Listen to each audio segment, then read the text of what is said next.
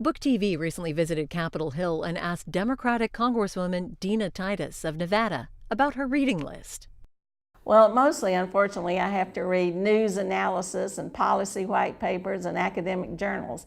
But when I read for entertainment and pleasure, it's usually when I travel. I just come back from Greece, and so I was reading books either by Greek authors or about Greece. I've done that a number of times in the past and have been through kind of the usual suspects, Durrell, Captain Corelli's mandolin, Nicholas Gage. So I looked for something a little bit different.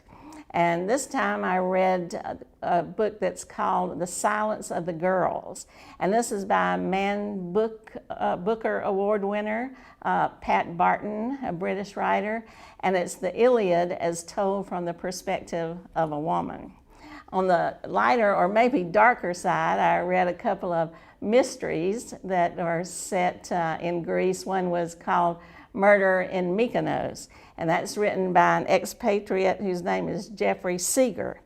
A really good one that I read was The House on Paradise Street, and this is the story of a family that's torn apart by the Greek Civil War, kind of the communists versus the more conservatives, and it's like any civil war where a family usually comes down or often comes down on different sides, and that was written by Sophia Zinovieff.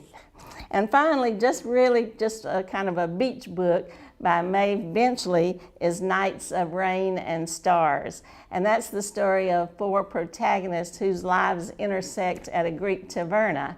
And one of them is a college professor on sabbatical, so I could personally identify with that. How do you select the books that you're going to read?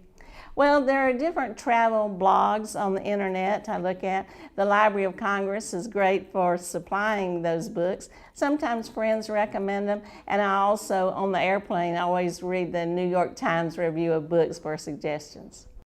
Find out what other members of Congress are reading by visiting booktv.org and searching "What Are You Reading?"